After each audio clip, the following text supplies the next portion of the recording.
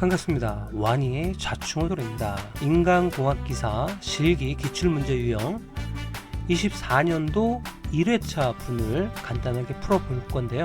기출문제 부분에 중복되어서 출제되는 경향이 많고요. 그래서 기출문제 위주로 정리를 했고 2021년 1회차부터 제가 정리한 부분과 얼마나 매칭이 되는지 문제풀이를 하면서 같이 이렇게 매칭시키는 작업을 같이 하고 있습니다. 이번에 하게 될 2024년 1회 인간공학기사 실기 기출문제 같은 경우에는 77% 매칭이 되더라고요. 하지만 우리의 목적은 65점입니다. 그렇기 때문에 한 두세 문제는 신출이고 틀린다라는 개념으로 조금은 접근을 하셔도 크게 무리는 없을 것 같습니다. 그러면 2024년 1회 인간공학기사 실기 기출문제 유형을 파악을 해봤는데요. 자, 1번 같은 경우에는 인체 동작의 유형 설명 부분에서부터 시작해서 스웨인의 인간 오류 5가지 적는 이렇게 18가지가 문제가 났었고요. 제가 기출문제를 요약 정리한 부분에 대해서는 안 나오고 새로 신출 문제일 가능성이 더 크겠죠. 자, 2번 골격근 종류의 힘줄과 인대를 묻는 문제가 처음으로 나왔고요. 그 다음에 사용자 인터페이스에 대한 정의를 하는 부분 JSI 평가하기 부분에 대해서 나왔고요. 그리고 신체 신호 스트레인 척도인데 전기 피부 반응에 대한 질문이 나왔습니다. 그래서 요 4가지 정도가 신출 개념으로 나왔었는데요. 그런데 11번 문제는 좀 센스 있는 분이라면 맞출 수 있었을 것 같아요. 그런데 이런 이제 4가지 부분 다 0점 처리하고 우리가 퍼센트를 가져봤을 때 한 77% 비중이 나왔었네요. 자, 그러면 1번부터 차근차근 풀어보도록 할게요. 1번 문제는 인체 동작의 유형 설명에 대한 부분이 나왔었네요. 실제 문제를 보면 18년도 3회차 때 출제가 됐었던 부분이 한번 있었고요. 그때는 인체 동작의 유형 중 굴곡, 그 다음에 외전, 회내에 대해 설명하시오 라는 문제가 나왔었는데 2024년도 1회차 문제에서는 굴곡, 외전, 내전에 대해서 설명하시오 라고 되어 있었네요. 그래서 굴곡이라고 하는 것은 관절에서의 각도가 감소하는 인체 부분의 동작이고요. 외전은 인체 중심에서 멀어지는 측면에서의 인체 부위 동작이라고 표현을 하면 되겠죠. 자, 내선입니다. 내선 같은 경우에는 인체의 중심선을 향하여 안쪽으로 회전하는 인체 부위의 동작입니다. 이 문제의 이해를 돕기 위해서 인터넷을 조금 찾아봤습니다. 팔을 이렇게 들어 올리거나 아니면 무릎을 기준으로 다리를 뒤로 올리는 거, 자, 이런 거를 우리가 굴곡이라고 하고요. 몸통을 기준으로 팔을 뒤로 하는 거나 무릎을 기준으로 발을 앞으로 이렇게 펴는 일자로 만드는 이런 거를 우리가 신전이라고 합니다. 당연히 목을 움직이는 거와 허리를 굽히는 것도 마찬가지고, 허리를 굽히면 굴곡, 그 다음에 허리를 펴면 이거는 신전이 되는 거죠. 머리를 앞으로 인사를 하는 그런 개념이면 자, 굴곡이 되는 거고요. 그 다음에 다시 피거나 몸통 기준으로 해서 뒤로 젖히는 이런 행동, 이런 것들을 우리가 신전이라고 합니다. 그리고 몸을 기준으로 해가지고 몸에서 멀리 떨어뜨리는 것을 우리가 외전이라고 하고요. 그래서 몸통 기준으로 해가지고 어떤 신체 일부를 몸통으로 가까이 가져오는 것을 내전이라고 합니다. 그리고 팔 기준으로 해서 회전하는 우리가 이런 것을 선회라고 하고요. 그리고 목같이 목을 중심으로 좌우로 돌리면서 좌우로 돌리는 이런 것을 우리가 회전이라고 합니다. 회전. 다리를 중심으로 바깥으로 이렇게 회전시키려고 하는 거를 우리가 외선이라고 합니다. 외선. 그래서 이거를 다른 말로 외축 회전이라고 하고요. 안쪽으로 이렇게 회전시키는 것을 우리가 내선이라고 합니다. 그래서 다른 말로 내측 회전이 되고요. 자, 다음 2번 문제를 보겠습니다. 골격근의 종류로 설명은 하는 게 아니라 명칭을 묻는 문제였습니다. 그래서 근육이 뼈에 부착되기 위해 존재하는 섬유 조직으로 근육의 장력을 뼈에 전달해주는 역할을 하는 것은 힘줄입니다. 힘줄. 그리고 뼈와 뼈를 연결시켜주는 강한 섬유성 결합 조직, 관절 부위에서 뼈들이 원활하게 협응할 수 있도록 하는 것은 인대이죠. 그래서 힘줄과 인대라는 명칭을 묻는 부분에 대해서 문제가 나왔었네요. 그리고 힘줄과 인대를 간략한 차이를 보자면, 힘줄은 근육과 뼈가 붙는 곳에 있는 섬유 조직이고요. 인대는 뼈와 뼈를 잇는 섬유 조직이라고 볼 수가 있습니다. 그래서 이 인대는 거의 대부분 관절 부분을 보강해 주는 거죠. 관절을 보강해 주거나 보호해 주거나 어떤 틀어짐, 이탈을 방지해 주는 인대라고 보면 되겠습니다. 자, 다음 문제는 신뢰도 구하기 문제였네요. 실제 문제는 18년도 1회차 때 똑같은 문제가 나왔었네요. 비행기에 엔진 두 개가 있는데 왼쪽 엔진의 신뢰도는 0.7이고요. 오른쪽 엔진 신뢰도는 0.8입니다. 그리고 이 두 개의 엔진이 고장이 나야만 추락이 된다고 하네요. 그러면 병렬 조건으로 구하는 거죠. 1, 즉 100%에서 잘못된 부분을 빼주는 거예요. 근데 빼줄 때 그냥 빼주는 게 아니라 모수 각각을 1로 뺍니다. 1로 빼고 나서 그 부분을 곱한 다음에 이 곱한 값을 100%, 즉 1에서 빼주면 신뢰도가 나오는 거죠. 그래서 식을 간단하게 세워보면, 자, 1 마이너스, 자, 1에서 0.7을 빼줘야 되겠죠. 그리고 자, 오른쪽 엔진인 1에서 0.8을 같이 빼주고요. 그 다음에 이 두 개의 모수를 곱한 다음에 전체 1을 빼주게 됩니다. 그래서 정답 신뢰도는 0.94입니다. 문제 4번은 사용자 인터페이스 정의를 묻는 문제였습니다. 여태까지 이 정의를 묻는 문제는 나오지 않았고요.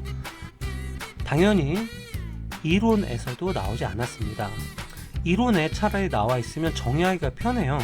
무슨 말이냐면, 이론에서 다음 중 사용자 인터페이스 정의가 아닌 것은 이라고 나오면 그 보기를 정의해서 이 정의 문구를 만들어내면 되는데, 자, 이거 처음 나왔습니다. 처음 나와 있고, 사용자 인터페이스라는 부분에 대한 정의는 또 교재마다 다 다릅니다. 그리고 인터넷을 찾아보면 약간 주관적인 경향으로 막 써놨더라고요.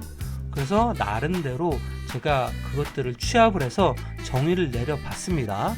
사용자와 사물 또는 시스템, 기계, 컴퓨터 프로그램 등과 상호작용을 통해 사용자가 의도한 결과를 쉽게 얻어낼 수 있는 것들의 모든 매개체를 의미한다 라고 정의를 하시면 좋을 것 같습니다. 추가적으로 부연 설명을 하자면, 여기서 말하는 매개체는 물리적인 것, 가상적인 것을 모두 포함한다 라고 표현하면 좀 더 깔끔한 것 같습니다. 산업안전보건법 화면 검색에서 사용자 인터페이스 검색이 안되네요.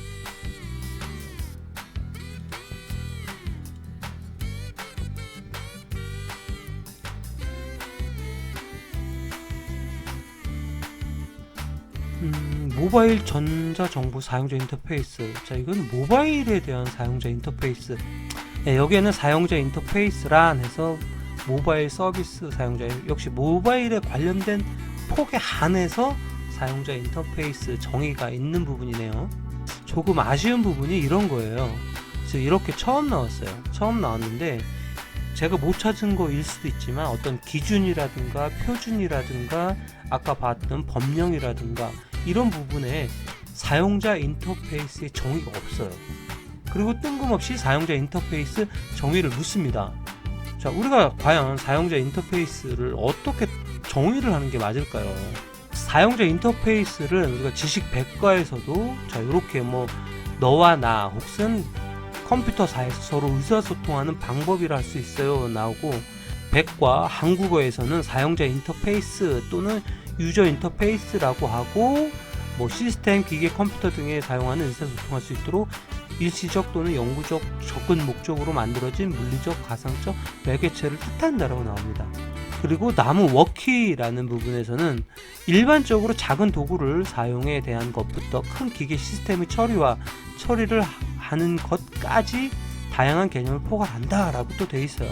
그리고 사용자 인터페이스는 어느 곳에 붙이는가에 따라서 의미가 되게 다양해져요. 근데 그거의 공통점은 사용자가 어떤 목적에 맞게끔 그거를 편안하게 쉽게 사용할 수 있게 구축해 놓은 어떤 시스템 같은 개념이거든요.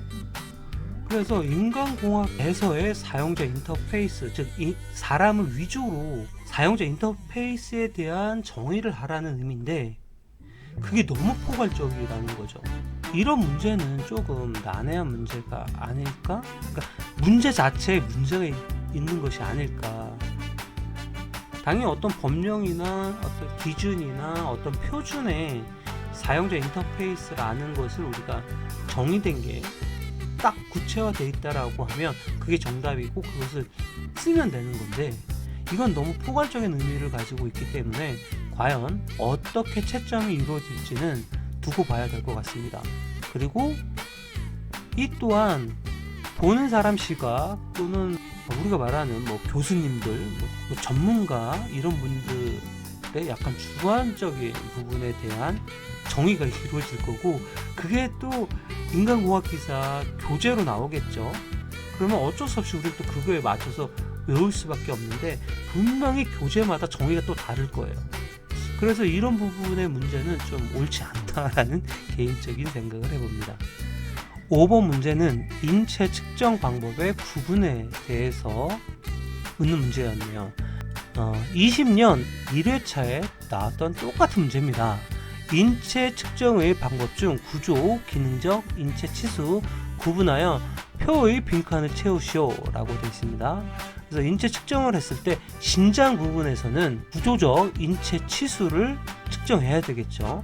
그리고 손목, 굴곡 범위는 기능적 인체 치수, 정상 작업 영역 같은 경우에는 기능적 인체 치수, 수직 파악 한계는 구조적이고요. 대퇴 여부는 구조적 인체 치수를 측정하게 됩니다. 6번 문제는 서블릭 기호에 대한 정의 부분이었네요. 19년 3회차 때 출제된 문제였고요. 서블릭 때에 알맞은 내용을 가로 채우기 문제였습니다. 그래서 동작 연구를 통하여 인간이 행하는 모든 수작업입니다. 수작업은 18가지 기본 동작으로 구성될 수 있다. 길브레스에 의하여 만들어졌으며 동작 내용보다는 동작 목적을 중요시한다입니다. 7번 문제는 비행기 조종 장치 코딩 문제였습니다. 비행기의 조종 장치는 운용자가 쉽게 인식하고 조작할 수 있도록 코딩해야 한다. 이때 사용되는 비행기 조종 장치에 대한 코딩 방법 6가지를 쓰시오. 쉽게 외우기가 있었죠. 조종 장치는 미끄럼 없이 작동할 수 있게 위치 작동은 초크 형식으로 한다. 당구에서 큐대로 당구 공을 쳐야 되는데 큐대와 공이 미끄러지지 말라고 바르는 걸 우리가 초크라고 합니다. 그래서 그 초크, 즉 미끄러지지 않게 하기 위해서, 그래서 위치 작동은 초크 형식으로 한다. 위치 작동에서 위치 코딩을 말하는 거고요. 작동은 작동 방법에 의한 코딩을 말합니다. 촉은 촉감 코딩, 초크의 크는 크기 코딩, 형식에서 형은 형상 코딩, 식은 살짝 바꿔서 색으로 합니다. 색. 그래서 색 코딩이 됩니다. 8번 문제는 JSP Job Strain Index 평가하기 부분에 대한 문제였네요. 신규 출제가 됐었고 제가 정리한 부분에서는 없었습니다. 그냥 JSI는 뭐 상지 말단, 손, 손목, 팔꿈치를 주로 사용하는 작업에 대한 자세, 노동량 측정 도구다 라는 어떤 의미적인 부분만 표기가 되어 있었습니다. 그래서 이 8번 문제는 제 정리에서도 추가를 시켰고요. 그 추가시킨 내용을 한번 볼게요. 나무 가지치기 작업 시 상지에 발생할 수 있는 작업성 근골격계 질환의 요인에 대하여 JSI 평가 실시하여라. 결과에 대해서 평가하시오 라는 문제였네요. 어떤 힘의 강도부터 시작을 해서 작업 시간까지 해가지고 관찰 내용을 표기를 했고 그 관찰 내용들을 토대로 해서 등급까지 매겨놨어요. 그리고 그 등급에 맞는 개수들을 이렇게 열거가 되어 있었고요. JSI 점수 계산은 다른 거 없고요. 개수를 다 그냥 곱해버리면 되더라고요. 그래서 이 6가지를 다 곱해버리면 답이 9가 나오네요. 이제 점수와 평가 부분에 대한 요 점수 데이터는 보기에 나와 있지 않고 우리가 외워야 되는 부분이더라고요. 이 평가한 점수 개수의 곱시 3 미만일 경우에는 안전하다라고 평가를 하고요. 3점에서부터 7점 미만 같은 경우에는 다소 위험하다라고 평가를 합니다. 그리고 7 이상부터 위험하다라고 평가가 되네요. 그런데 지금 여기는 9점이 나왔기 때문에 JSI 점수가 9이기에 위의 작업인 나무 가지치기 작업은 위험하다. 작업 방법이나 작업 공부 등의 작업 개선이 필요한 부분인 거죠. 왜? 이 작업을 그대로 이렇게 유지를 하고 작업을 하게 되면 이 작업자는 근골격계 질환에 걸릴 위험이 너무 높은 거죠. 자, 다음 9번 유해 요인 기본 조사 내용입니다. 이 문제는 17년 3회차에 나왔던 문제입니다. 유해 요인 기본 조사의 작업장 상황과 근골격계 질환 증상 조사 항목을 각 2가지씩 쓰시오 라고 되어 있었습니다. 그런데 제가 이거를 다시 한번 찾아봤습니다. 왜 그러냐면 24년도 문제에서는 작업장 상황 조사와 작업 조건 조사 그리고 근골격계 질환 증상 조사 이렇게 3가지를 표현을 하고 여기에 포함되어 있는 항목을 각각 1개씩 쓰시오 라고 써져 있더라고요. 그래가지고 인터넷을 찾아봤어요. 법령에 나와 있습니다. 국가법령정보센터에서 유해 요인 조사를 쳐보면 근골격계 부담 작업 범위 및 유해 요인 조사 방법에 관한 고시가 떠 있습니다. 별표 서식을 보시면 유해 요인 조사표가 있고요. 근골격계 질환 증상 조사표가 있습니다. 근골격계 부담 작업의 범위 및 유해 요인 조사 방법에 관한 고시 제4조 보면은 유해 요인 조사 방법이라고 명시가 되어 있습니다. 그래서 자, 별지 제1호 서식의 유해 요인 조사표 및 별지 제2호 서식의 근골격계 증상 조사표를 활용하여야 한다라고 되어 있습니다. 자, 별지 1 같은 경우에는 유해 요인 조사표입니다. 문제에서는 작업장 상황 조사라는 부분이 있습니다. 작업 설비, 작업량, 작업 속도, 업무 변화입니다. 그렇기 때문에 이 표에 나와 있는 부분을 문제의 정답으로 채택하는 게 맞겠죠.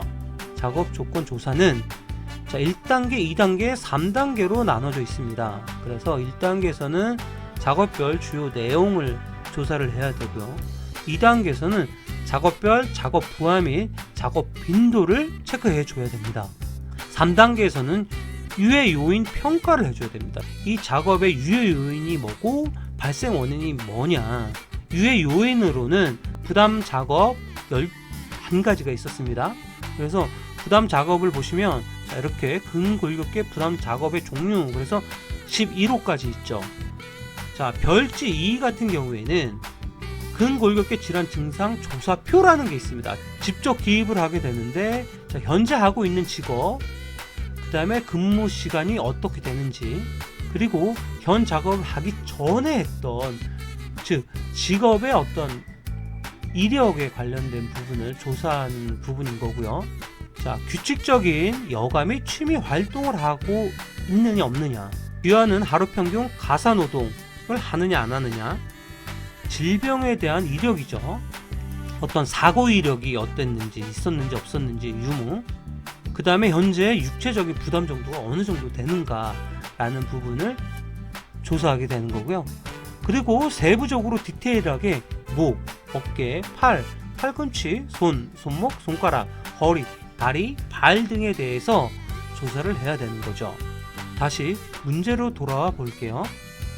작업장 상황 조사는 작업 설비, 작업량, 작업 속도, 업무 변화에 대해서 조사를 해야 되는 거고요. 작업 조건 조사에서는 단위 작업 내용, 작업 부하 및 작업 빈도, 그리고 유해 요인 평가를 해야 됩니다. 그런데 요거는 유해 요인 평가 이렇게 하면 좀 애매하니까 가로치고 부담 작업, 유해 요인, 발생 원인 등 이렇게 가로를 쳐주는 게 아주 확실한 답이 될 것 같습니다. 그리고 근골격계 질환 증상 조사에서는 별지 2에 나와 있는 거죠. 자, 그거를 좀 요약해 보면 각 부위별 증상 및 징후, 직업 이력 및 근무 형태, 규칙적인 여가 및 취미 활동, 과거 질병 및 사고 상황. 자, 이렇게 해주는 게 정확한 정답일 것 같습니다. 11번 문제는 생체 신호 스트레인 척도인데 딱 한 가지 전기 피부 반응이라는 부분만 물었네요. 자, 19년도, 22년도, 21년도, 22년도 생체 신호를 이용한 스트레인 주요 척도 4가지를 쓰시오라는 이제 그런 부분들이 많이 나왔어요. 그래서 우리가 근심 안내 전도는 MC5H로 외웠었는데, 와, 요번 문제는 이렇게 나왔습니다. 24년도 이제 처음 출제된 문제고, 스트레스의 측정 시에 이용되기도 하며 거짓말, 탐지기 등에 응용하여 사용되는 반응이라고 되어 있습니다. 우리가 거짓말 탐지기를 보면 뭐 심장의 박동, 뭐 뇌파의 움직임, 뭐 이런 것들로 막 응용을 하지만 제일 기초가 되는 거는 사람이 긴장을 하게 되면 미세하게 땀을 흘리게 되거든요. 전기 저항이 급속도로 낮아집니다. 그래서 그런 것들을 이제 이용하는 게 거짓말 탐지기고요. 그 어떤 스트레스를 받고 이러면 어떤 땀샘 분비라든가 이제 이런 것들 때문에 어떤 반응이 일어나요. 어떤 스트레인이 일어나기 때문에 그걸 가지고 우리가 이제 생체 신호로서 스트레스를 받느냐 안 받느냐라고 이제 표현하는 거죠. 근심 안내전도 MC5G에서 체크가 안 됐던 전기 피부 반응을 말하는 거였습니다. 제 정리에 이제 또 추가를 했습니다. 자, 12번 문제는 설계 위치의 양립성 유형 및 해결 방안입니다. 이 문제는 자 18년도, 21년도에도 나왔었고요. 4개의 가스 불판과 점화 버튼을 설계대해 다음 질문을 답하시오 라고 해서 일반적인 설계 원칙은 공간 양립성이고요. 휴먼 에러가 가장 적게 일어나는 최적 방안은 당연히 C안이죠. 책을 읽을 때도 위에서부터 아래로 읽고 또 다른 한편은 왼쪽에서부터 우측으로 읽게 되는 거죠. 자, 그런 개념으로 봤을 때 C안 같은 경우에 자, 얘가 1번, 2번, 3번, 4번째 불판이라고 보면 어떻게 됐습니까? 이렇게 나눴을 때 왼쪽에서 우측으로 이렇게 순서대로 되어 있죠. 근데 자, 이 가스 점화 버튼을 1, 2, 3, 4로 해놨을 겁니다. 이렇게 순차적으로 가스 불판도 이루어져 있고 버튼 또한 이렇게 같은 개념으로 1, 2, 3, 4 순차적으로 이렇게 설계를 하게 된다는 거죠. 이런 것을 공간 양립성이라고 하는 거고요. 자, 가스 불판의 점화구의 실제 위치 및 배열, 점화 버튼의 위치와 배열이 서로 같은 위치에 연계된다. 공간 양립성이 성립되기에 휴먼 에러 확률을 줄어들기 때문이다 라고 쓰시면 되겠죠.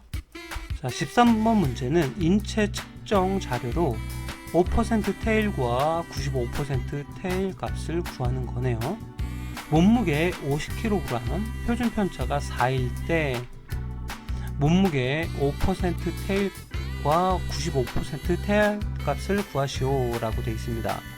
정규 분포를 따지는 자 Z 0.95의 값은 1.645이다 라고 되어 있네요. 이게 14년도 뭐 나왔던 문제, 19년도 나왔던 문제, 뭐 어떤 높이, 크기 이런 것만 특성만 다를 뿐이지 이 퍼센트 테일 값 구하는 거는 간단하죠. 자, 퍼센트 테일 인체 치수 값은 자 평균 값에 플러스 마이너스 표준 편차 곱하기 퍼센트 테일 개수를 곱해주는 겁니다. 그래서 95%일 때는 플러스를 채용을 하고요. 5% 테일 값을 할 때는 마이너스 값을 채택을 하면 되는 거예요. 자, 5% 테일 값은 평균값 마이너스 표준 편차 곱하기 1.645로 하면 되는 거죠. 자, 평균 몸무게 5죠. 그죠? 그리고 자, 표준 편차는 4입니다. 그럼 여기 4값이 오게 되는 거고, 자, 퍼센트 테일 개수라고 돼야 되는데 이 Z 95%일 때 1.645라고 되어 있습니다. 요게 이쪽으로 이렇게 오면 되는 거예요. 그리고 얘는 이제 마이너스를 쓰게 되는 거고요. 그래서 50 마이너스 4 곱하기 1.645를 하게 돼서 이 값을 50에서 빼게 되면 43.42kg이 나오는 거고요. 95% 테일 값은 자, 이 평균 값에 플러스를 해주는 거예요. 플러스를 해주는데 자, 평균 몸무게 90이 이렇게 오고요. 그리고 표준 편차 4는 이렇게 오고요. 정규 분포 Z0.95 값인 1.645가 이렇게 곱해지게 되는 거예요. 56.58kg이 나오게 되는 거죠. 14번 문제는 NIOSH에서 각각의 개수 조건을 가로 안에 집어넣는 문제가 나왔었네요. 자, 14년도 문제 같은 경우에는 HM, VM, DM을 설명을 하여라 라고 해서 반드시 각각의 개수 0이 되는 조건을 포함하여 서술하는 문제가 나왔습니다. 기존에는 이런 것들을 다 서술을 했었었는데 이번에는 참 좋게도 그냥 범위의 개수의 조건이 되는 숫자만 키인해 주면 되는 부분이었어요. HM 같은 경우에는 63이죠. 63cm를 초과하면 0으로 개수를 책정을 해야 되는 거고요. VM 같은 경우에는 175cm를 초과했을 때, 그리고 AM 같은 경우에는 135도 초과했을 때 0이 되는 조건으로 계산을 해줘야 되는 거죠. 15번 문제는 CRB 구하기 문제였네요. 그리고 뭐 민감도 높이기 방안을 강구하는 부분이었습니다. 20년도 3회체 때 나왔던 문제랑 똑같은 문제였습니다. 그래서 손잡이 길이가 3cm이고 90도 움직였을 때 표시 장치에서 3cm가 이동되었다. 자, CRB와 민감도를 높이기 위한 방안 쓰시오. 근데 방안을 두 가지를 써야 되네요. 그럼 일단 CRB를 구해야 되겠죠. 자, CRB를 구하는 거는 조위표이다 라고 했습니다. 조위표이. 조위는 조종 장치의 이동 거리를 말하는 거고, 표위는 표시 장치의 이동 거리를 말하는 거였죠. 그러면 표시의 이동 장치, 여기 표위가 그대로 나와 있습니다. 자, 3cm는 표이고요. 그 다음에 자, 요 부분이 우리가 조인데, 자, 얘는 좀 이렇게 봐야 되겠죠. 손잡이가 이렇게 있어요. 여기서부터 여기 길이가 자, 3cm인 거죠. 그런데 얘를 자, 이렇게 90도를 이동을 했답니다. 이 90도를 이동을 하니 표시 장치에서 3cm 이렇게 이동됐다는 거거든요. 요 고의 길이를 구해야 되겠죠. 고의 이동 거리겠죠. 즉 원의 길이는 자, 파이 d죠. 그런데 지금 여기 r이 나왔습니다. 그러니까 얘는 다시 2 파이 r로 고칠 수가 있겠죠. 자, 이건 지름인 거고 이건 반지름인 거고요. 자, 전체 원으로 봤을 때 2 파이 r인 거고요. 그럼 이 전체 대비해서 요만큼 90도만큼 움직였기 때문에 자 4분의 1인 거죠.